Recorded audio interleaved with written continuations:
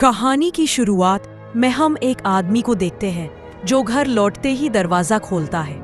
अंदर वे एक लड़की और लड़के को धमाके करते हुए देख लेता है। इन दोनों को ऐसा करते हुए देखकर इस आदमी को इतना गुस्सा आया कि वे यहीं पर इन दोनों को मार डालता है।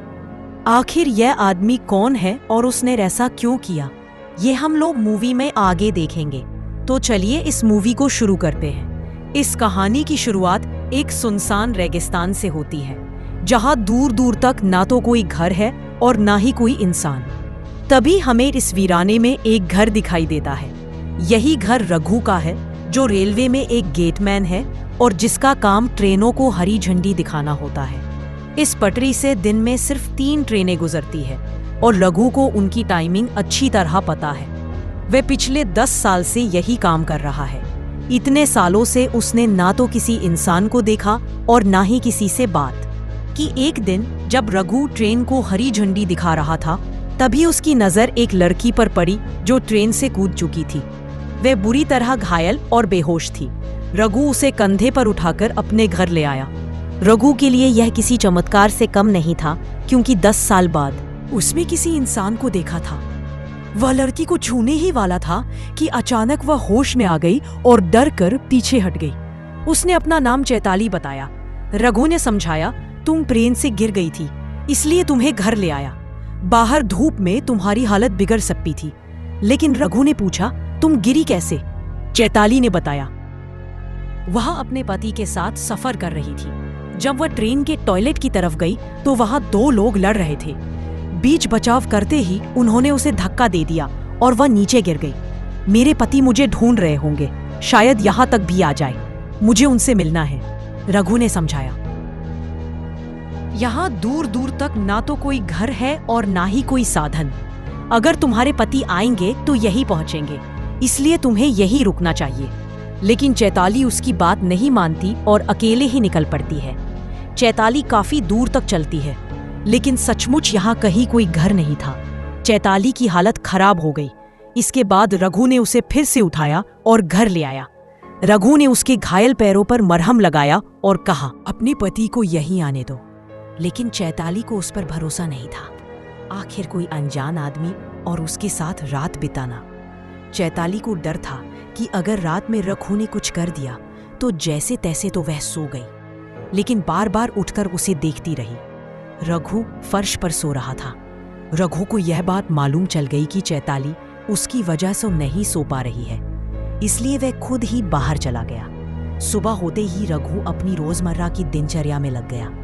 रघु ने चैताली से कहा, पिछले 10 साल से मैंने किसी इंसान से बात नहीं की। रात वाली घटना की वजह से अब चैताली भी कहीं ना कहीं उस पर भरोसा करने लगी। रघु ने फिर कहा, मैंने तुमसे एक बात छुपाई है। हर रोज जब ट्रेन आती है कि मेरा टेलीफोन बजता है। उसने बताया कि यह फोन सिर्फ इनकमिंग है, अब इससे कॉल नहीं किया जा सकता।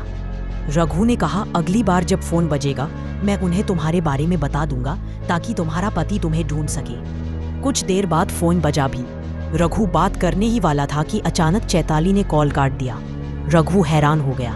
तब चैताली ने सच बताया, उसे किसी ने धक्का नहीं दिया था। वह खुद ही ट्रेन से कूदी थी, क्योंकि वह अपने पति से भाग रही थी। चैताली ने बताया, मैं एक साइकेट्रिस्ट हूँ और उसी ने अपने पति का इलाज किया था। इसके बाद यह मूवी फ्लैशबैक में जाती है। कुछ साल पहले उसके पास सिंजो नाम का एक मरीज आया था। वह गहरे डिप्रेशन में था, क्योंकि उसकी पत्नी ने आत्महत्या कर ली थी। यह सदमा वह बर्दाश्त नहीं कर पाया। इसके बाद चैताली ने उसका इलाज शुरू किया, लेकिन यह इलाज बिल्कुल आसान नहीं था। यह चैताली का पहला केस था, इसलिए उसने सिंजो को बहुत समय दिया। धीरे धीरे वह ठीक होने लगा और दोनों के बीच दोस्ती हो गई। फिर नजदीकियां बढ़ी और कुछ ही दिनों के बाद में इन दोनों ने शादी कर ली। हालांकि चैताली के परिवार वाले इसके खिलाफ थे। उनका कहना था सिंजो एक पागल है और वह कभी भी फिर से बीमार पड़ सकता है। लेकिन चैताली ने सबकी परवाह किए बिना सिंजो से शादी कर ली। शादी के कुछ दिनों के बाद में सिंजो का असली रूप सामने आ गया। वह रोज नशे और ड्रग्स करता, पागलों की तरफ बर्ताव करता और चैताली को मारता। चैताली की जिंदगी नर्क बन चुकी थी। अब कहानी वापस प्रेजेंट में आती है। चैताली धीरे धीरे रघु पर भरोसा करने लगी थी। इसके बाद वह नहाने गई, लेकिन नहाते वक्त रघु चुपके से उसे देखने लगा। चैताली जैसे ही नहाकर वापस आई, रघु ने उसे पहनने के लिए अपने कपड़े दिए और उससे पूछा, तुम्हारे पीठ पर यह निशान कैसे लगा? चैताली समझ गई कि रघु ने उसे नहाते हुए देखा था। उसने कहा, यह भी मेरे पति ने ही दिया था। फिर से यह मूवी फ्लैशबैक में जाती है। उसने बताया, उसने कई दिनों तक सिंजो का जुल्म सहा, लेकिन एक दिन उसे सिंजो की डायरी मिल गई जिसमें उसका सारा राज लिखा हुआ था।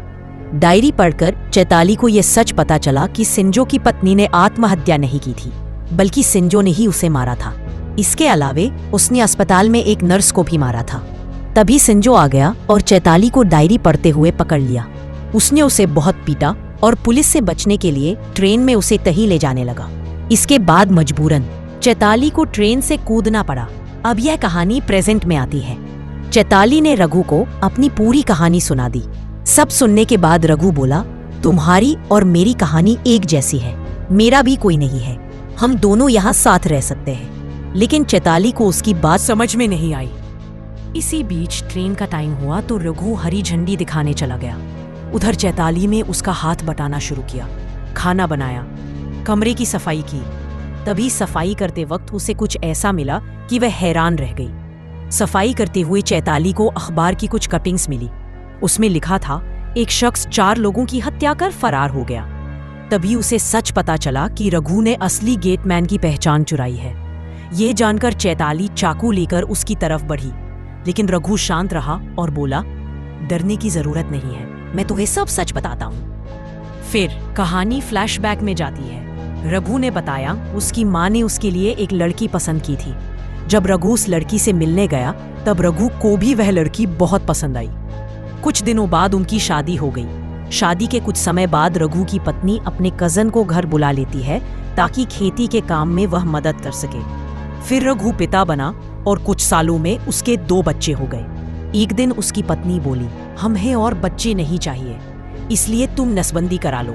रघु उसकी बात मानकर डॉक्टर के पास गया, लेकिन वहां उसे चौंकाने वाली सच्चाई पता चली। डॉक्टर ने कहा, तुम्हें नसबंदी की जरूरत नहीं है, क्योंकि तुम कभी बाप बन ही नहीं सकते। डॉक्टर की यह बात सुनकर रघु हक्का बक्का रह गया। लेकिन घर लौटने के बाद में उसे और भी बड़ा झटका लगने वाला था। उसने अपने घर में आकर जैसे ही दरवाजा खोला, उसने अपने पत्नी और कजिन को इंटीमेट होते हुए देख लिया। तभी उसे सच्चाई समझ में आया कि उसकी पत्नी का अफेयर अपने कजिन के साथ ही चल रहा है और दोनों बच्चे भी उसी कजिन के थे।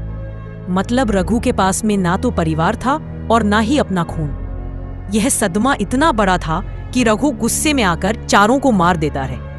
अब ये कहानी फिर से प्रेजेंट में आती है, जहां रघु चैताली से कहता है, मेरी जगह अगर कोई और होता तो शायद वही करता जो मैंने किया। चैताली ने यहाँ पर रघु को हिम्मत दिया। रघु ने आगे बताया कि चारों को मारने के बाद वह पुलिस से बचते बचते यहाँ तक आ गया। यही उसे असली गेटमैन रघु मिला। वह उसके साथ खेतों में काम करने लगा और यही घुल मिल गया। तभी अचानक उसकी मौत हो गई और तब से वह खुद गेटमैन बनकर यहीं पर रह रहा है। और ऐसे रहते हुए रघु को 10 साल बीत चुके थे। यह सुनकर चैताली को उस पर तरस आया और उसने तय किया कि वह कुछ दिन यहीं पर रुकेगी। अब वह रघु के कामों में हाथ बटाने लगी, यहाँ तक कि पानी लाने के लिए भी साथ जाती थी। एक दिन चैताली पानी लाने चली जाती है। उसी वक्त रघु रेलवे क्रॉसिंग में खड़ा था। तभी वहां सिंजो आ पहुंचा। सिंजो ने रघु से पूछा, क्या तुमने यहाँ आसपास किसी औरत को देखा है? रघु ने साफ इनकार कर दिया, नहीं, मैंने किसी औरत को नहीं देखा। तभी सिंजो ने एक चौंकाने वाली बात बताई। उसने कहा कि उसकी बीवी का नाम सीखा है और उसका इलाज चल रहा है, क्योंकि वह पूरी तरह से पागल है। वह अपने मन से उल्टी सीधी बातें करती है। कभी वह खुद को डॉक्टर कहती है तो कभी कुछ और। लेकिन सच ये है कि अगर शिख इस वक्त किसी के साथ रह रही है तब उस इंसान को जान का खतरा हो सकता है। शिंजो ने आखिरी में कहा, मेरी पत्नी शिख का इलाज चल रहा है और मेरा नाम डॉक्टर सिंजो है। यह सुनकर रघु के दिमाग में जैसे तूफान मच गया। उसे समझ में ही नहीं आ रहा था कि आखिर सच किसका है, सामने खड़े सिंजो का या फिर चैताली का। तुरंत ही वह उस जगह पर भागा जहां चैताली पानी लेने गई थी। वहां पहुंचकर रघु ने तेज आवाज में पूछा, ये शिखा कौन है? चैताली जैसे पहले से ही समझ चुकी थी कि उसका पति यहाँ आ चुका है।